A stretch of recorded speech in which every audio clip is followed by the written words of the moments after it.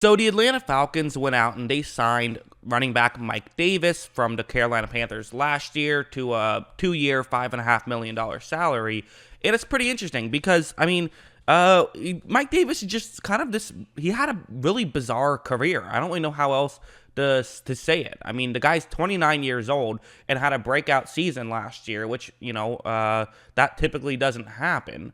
I mean, he did at one point average 4.6 yards per carry with Seattle in 2018, so it's not completely out of nowhere, but it's pretty close. I mean, only 1,500 yards in his career, and last year, despite the fact that his tape was so incredible, he only had 3.9 yards per carry. So really just a bizarre career. But I mean, we got to watch his tape. His tape was legitimately awesome. And we'll start things off with this one. So that's the block I want you to take a look at, largely because it's just not going to go too well. Pulling a tight end over.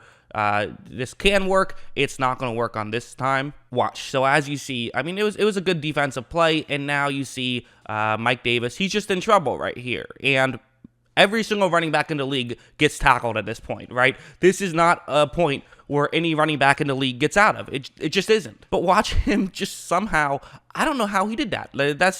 I legitimately don't know how he did that. And there's several of these plays that I'm just like, how is that even possible? And he looks like he's Marshawn Lynch out there at times. I don't know what to say about it. This one's another good one.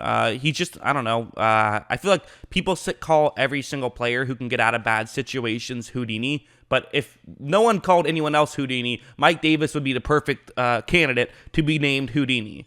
So I've circled that Arizona player right there because, again, watch what happens. So he gets through pretty much untouched. This is a disaster, right? Okay, so they're going to lose 5 yards. It is what it is. Yeah, no, he's going to get out of this one too.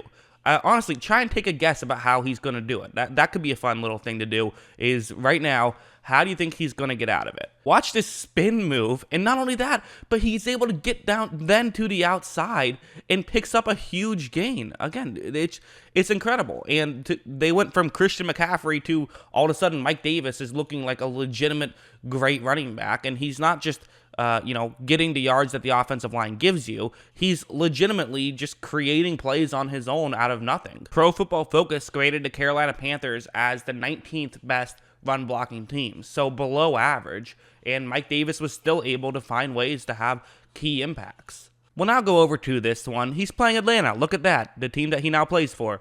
What's going to be shown on this play, and what I like the most about Davis, is the fact that he just falls forward. There's some guys who just always seemingly fall forward and pick up an extra 2 yards doing that. Davis is one of those guys. He's never getting stopped in his tracks ever. He's always falling forward. So watch, you see the blocking concept, it's going to be a run to the left, but you also notice that there's an Atlanta player all the way over to the left that's unblocked right here, and he's going to do a pretty good job of trying to get into this play.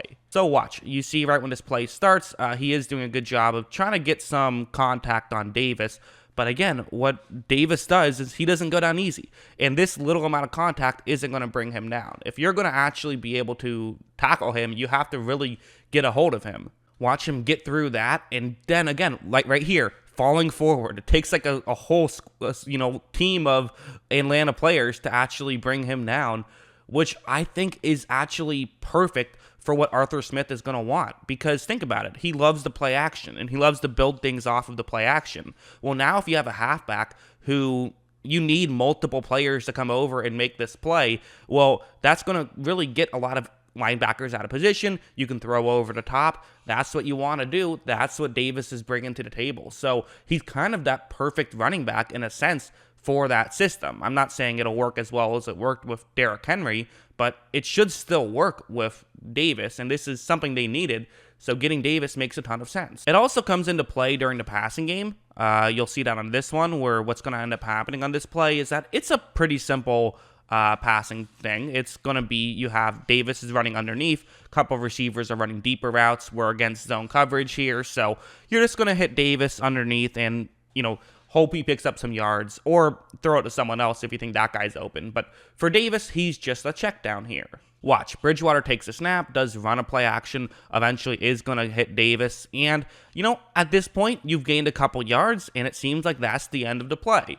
But as I've shown you, Davis is not the kind of guy that always goes down when there's one player who can make a tackle. In fact, he almost never goes down in those situations. It seems like you have to really square it up perfectly to tackle him. Watch Davis just truck him, and it's not until another Atlanta player comes over that eventually Davis goes down. So again, that's what Davis is bringing to the table. He's someone that it's not just in the running game, but in the passing game, you need multiple guys to come over and help make the play. There's also something like this, which this is just, I love this. What's going to happen on this play is that I'm using the camera angle, the downfield camera angle, but it's going to be a passing play. It's just a little check down route from Davis, nothing too fancy. You don't need the sideline angle. I just wanted to show this one because I think it'll be really, really interesting in showing just his move he's going to make. So watch, as you see, Bridgewater, he again runs a play action, flips one over to Davis, and at this point, okay, he's probably going to make the catch and get immediately tackled,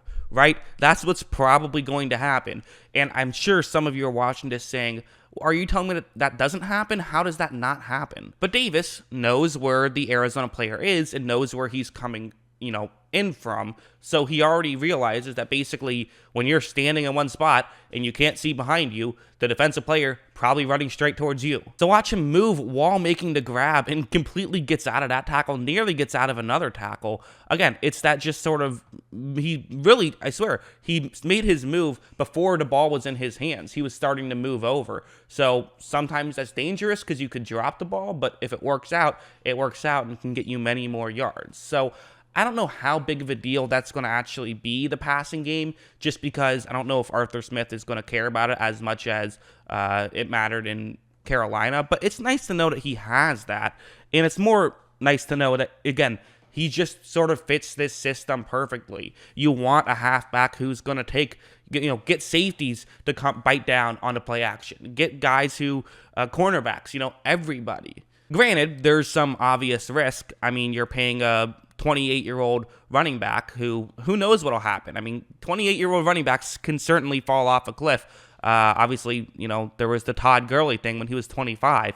It happens. And luckily, he hasn't had too many carries over his career. He's only had a little over 400 total carries over his career. So that could potentially mean that his legs are a little bit fresher than most 28-year-olds. In fact, it almost certainly does. And the reality is, in today's NFL, with the exception of a few guys, you probably need multiple halfbacks anyways. So maybe he's someone you sign. It's a cheap deal, and if it doesn't work out, it doesn't work out. It's not a big deal. You're only guaranteeing $3 million to him. And if it does work out, you could have a complete game changer that you can legitimately build your offense around. So it's that big of a low risk, high reward move. It's really hard not to just think this is a great signing for Atlanta. At least that's what I think. What do you guys think? Let me know in the comments below. Always love hearing from you. And of course, as always, thanks for watching.